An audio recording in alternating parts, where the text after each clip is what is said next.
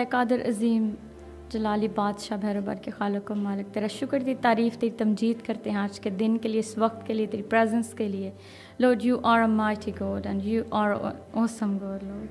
और खुदा यही मैसेज हम दुनिया में लेके जाना चाहते हैं कि our God is a good God. Thank you for your love, your grace and your mighty power and your loving heart for us, in Jesus name, amen. आज जैसे अनाउंस किया गया है कि आज फर्स्ट एडवेंट संडे है।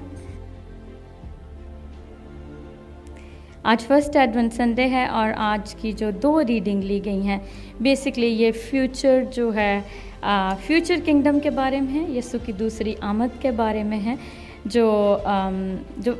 जैसे इसको अगर हम इसको नोट्स के साथ लेके चलते हैं कलीसिया के, तो जब ये आमद का जो मौसम है, जो एडवेंट है, वो पूरी दुनिया में हर तरह की डिनोमिनेशन जो है इसको सेलिब्रेट करती है, लेकिन अनफॉर्चुनेटली ये आहिस्ता आहिस्ता थोड़ा इसकी जो सच्चाइयाँ और इसकी स्पिरिचुअलिटी है वो गुमशुदा होती जा रही है, हम उसको खो रहे हैं स्लोली। लेकिन जिस तरह इसको रवायती तौर पे अगर हम इसको देखें तो जो पहले 2 हफ्ते होते हैं मसीह के मुस्तकबिल की आमद के बारे में हम उस पे गौर व फिक्र करते हैं। बहुत सारे चर्चेज़ में उसके ऊपर जो है वो स्टडी दी जाती है। जिस कल्चर से मैं बिलोंग करती हूँ वहाँ पे हमें स्क्रिप्चर्स को बाय हार्ट याद करने के लिए कहा जाता है, हमें कंपटीशन होता है, बहुत सारे पेजेंट्स होते हैं। जो सेकंड 2 हफ्ते होते हैं उनमें जो मसीह की पहली आमद होती है उसकी तरफ हम मरकूज़ रहते हैं, उसको सेलिब्रेट करते हैं, उसको थैंक यू कहते हैं, उसको अडोर करते हैं। और इस तरह से जो है चर्च इन 4 हफ्तों को सेलिब्रेट करता है। और अगर हम एडवेंट के बारे में बात करते हैं तो जो बेसिक एडवेंट है उसको वो लातीनी ज़बान के वर्ड एडवेंट से लिया गया है, एडवेंट्स, जिसका मतलब है आमद जिस्मानी तौर पे, और यूनानी में उसको परोसा से लिया गया है। और इसमें भी दोनों ये लफ्ज़ जो है यीशु की आमद के बारे में इस्तेमाल कर सकते हैं हम, पहली आमद के बारे में भी और दूसरी आमद के बारे में भी। और जब हम उसकी बात करते हैं, उसके आ जाने की बात करते हैं, तो हम ये देखते हैं कि हम उसको किस तरह से सेलिब्रेट कर रहे हैं। और जब यीशु यहाँ पे बात कर रहे हैं, जब यसाया बात कर रहा है, तो यसाया भी जब उसके ऊपर ये रोया देखता है तो वो उसी जहाँ पे जिस आलम में वो रह रहा है, जिस कल्चर में वो है, जो दौर चल रहा है यीशु की आमद से पहले का दौर है, वो 600 साल कबल अज़ाया का ये सहीफ़ा है यीशु की आमद से। तो जब वो ये लिख रहा है तो वो उसी आमद की सोच में, पहली और दोनों आमद की सोच में, क्योंकि वो प्रॉफिट है तो खुदा उससे कलाम कर रहा है और वो उसी के हिसाब से उसको अपने लफ्ज़ों में बयान कर रहा है। और वो कह रहा है वो जब वो आएगा तो खुदावंद का पहाड़ जो है वो सारे पहाड़ों से ऊंचा होगा, और जो कौमें हैं वो कैसे उसके सामने जाएंगी, क्योंकि वो अदालत करने आएगा। वो एज ए लैम नहीं आएगा, वो कह रहा है वो एज ए जो है पीस मेकर और सेवियर नहीं आ रहा है, अब वो आपको और मुझे जज करने आ रहा है। और जब मैथ्यू का हम जब ये रीडिंग पढ़ते हैं तो जब यीशु से उसके शागिर्द पूछ रहे हैं तो यहाँ पे यीशु ने ख़ास तौर पे जिक्र किया है नूह का जिक्र किया है। और यीशु फरमाते हैं कि जैसा नूह के दिनों में हुआ वैसा ही इब्ने आदम के आने के वक्त होगा। नूह के दिनों में भी खुदा ने बहुत सारा टाइम लोगों को दिया था और नूह ये इल्म रखता था और वो साथ साथ लोगों को प्रीच कर रहा था कि वो आने वाला है, फ्लड आने वाला है, खुदा की जजमेंट होने वाली है, be ready for the judgement, be ready for the judgement भी। और वो जो वो आग बना रहा था, उसको बनाने का जो इतना भी उसके पास टैलेंट था, खुदा जानता था कि नूह के पास टैलेंट है और खुदा ने उसको ये एक स्पेसिफिक वर्क दिया था। आज मेरे पास और आपके पास ये एक स्पेसिफिक टास्क है, Go and tell people he is coming soon।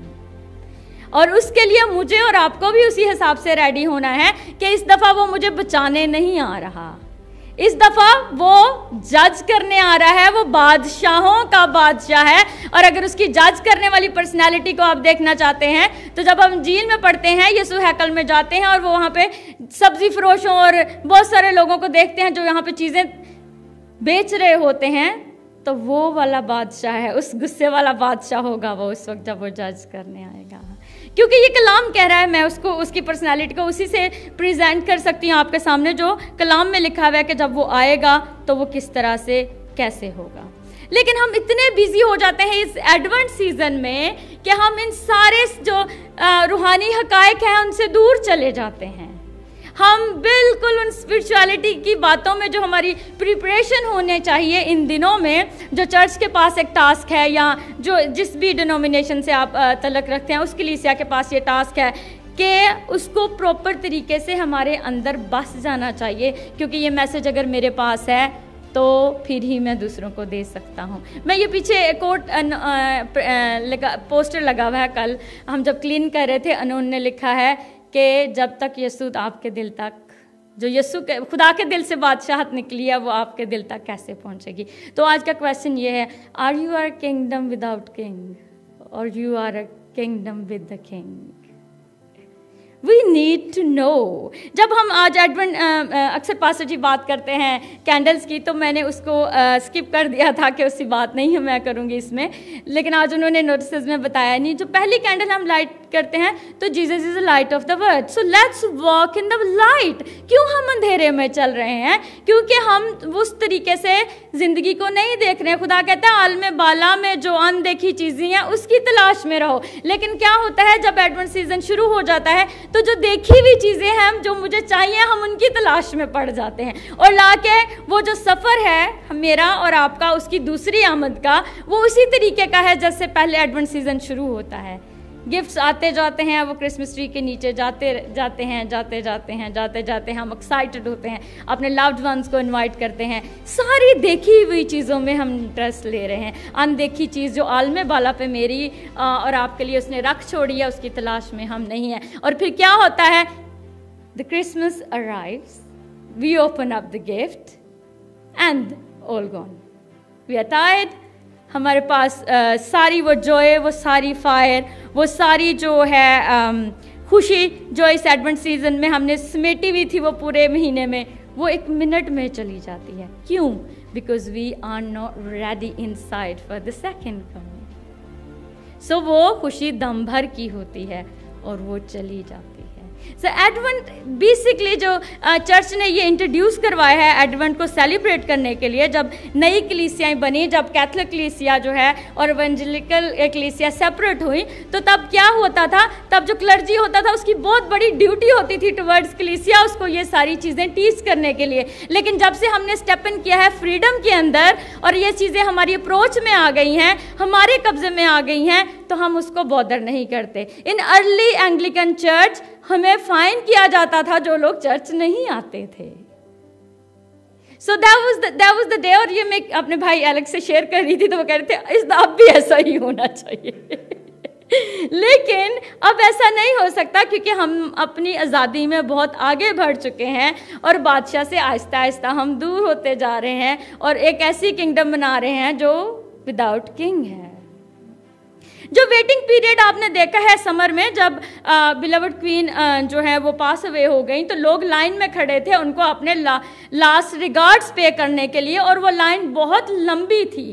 People were waiting for 10 hours, 5 hours, 6 hours to just say thank you and paying their tribute to the Queen where she was there when. लेकिन वहाँ पे जो waiting time है वहाँ पे लोग दोस्त बना रहे हैं, आपने न्यूज़ में देखा होगा, रिलेशनशिप बन रहे हैं, हैप्पी मोमेंट शेयर की जा रही हैं, अपने बचपन की बातें शेयर कर रही हैं, और लोग वो वेटिंग जो टाइम है क्वीन की उस कॉफन तक पहुँचने तक वो अपने रिश्ते बना रहे हैं, दे एक्टिवेटेड हैं, वो कॉफ़ी लेके आ रहे हैं, एक दूसरे को फूड ऑफर कर रहे हैं, रिलेशनशिप हो रहे हैं, लोग प्रे कर रहे हैं टुगेदर, सर्दी में एक दूसरे के साथ जैकेट शेयर कर रहे हैं। And this is the waiting period for me and you, जब वो दूसरी आमद में आने वाला है। इस सारे वेटिंग पीरियड में चर्च का या कलीसिया का या उसके लोगों का क्या काम है? अपने बादशाह के इंतज़ार तक अपनी क्या है तेल रखना है कुप्पियों में अपनी लाइटों को जलाने के लिए, और अपनी लाइट को जलाते जलाते अपने साथ बहुत सारे लोगों को मिला के उसका इंतज़ार करना है। This is the second coming and this is the main advent celebration you can do for. लेकिन अनफॉर्चुनेटली हम अपनी ज़िंदगी में इतने स्क्रूड अप हैं कि हम किंग के बारे में लेस सोचते हैं, और हम क्या प्रेजेंट करना चाहते हैं? हम ये नहीं कहते कि what he has done for me and what he is doing in my life right now, हम क्या प्रेजेंट करें, what I can do in him. आज मैं बता रही हूं मैं यीशु में क्या कर सकती हूं। This is not a case, the case is what he can do through me, this is the case. और ये पॉइंट मुझे और आपको याद रखना है, मैं उसमें क्या कर सकती हूँ, ये मेरी बदनी एफर्ट और मेरी एक छोटी सी कोशिश है नाकाम, लेकिन वो मेरे जरिए क्या कर सकता है या आपके जरिए कर सकता है। This is the waiting period I need to present the people. और आपको एज ए चर्च हमें ज़रूरत है कि वो मेरे ज़रिए क्या कर रहा है, ये मैं दूसरों को दिखा सकूं। And this is my king and this is your king and he is going to come and he is going to ask you every single thing. क्योंकि कलाम ये भी कहता है, मत्ती की अंजील में शायद लिखा है कि मुझे अब वर्स प्रॉपर याद नहीं, कि तेरे मुंह से जो भी बात निकलेगी उसका रोज़े हशर के दिन तुझे हिसाब देना होगा। And when he is coming as a जज, he's not going to be a lenient judge. That's what the scriptures are telling us. और जब मैं आपको और मैंने आपको और आपने मुझे और हमने दुनिया को ये मैसेज दे दिया और कन्वे कर दिया, तो हम यीशु के साथ किसी को बांध नहीं सकते हैं। हम यीशु का पैगाम ही सिर्फ लोगों तक दे सकते हैं, क्योंकि ज़माना बहुत बदल गया है। मैं किसी को, मेरी फ्रेंड की बर्थडे थी तो मैं उनको कार्ड पोस्ट करती हूँ, since I am very old fashion. तो जब मैं पोस्ट ऑफिस में पहुँची तो मैंने जब वो स्टैम्प खरीदी तो stamp was Jesus, Mary and Joseph. So I took a picture, I shared with my family and friends के साथ भी, कि we don't oppose Jesus, we just show him through us. This is the way हम यीशु को अपनी ज़िंदगी से दूसरों तक पहुँचा सकते हैं और एडवेंट को इस तरीके से जो है वो सेलिब्रेट कर सकते हैं कि वो खुशी दायमी हो, शादमानी पल भर की ना हो। यीशु के कादर जिंदा और जलाली नाम में आमीन। में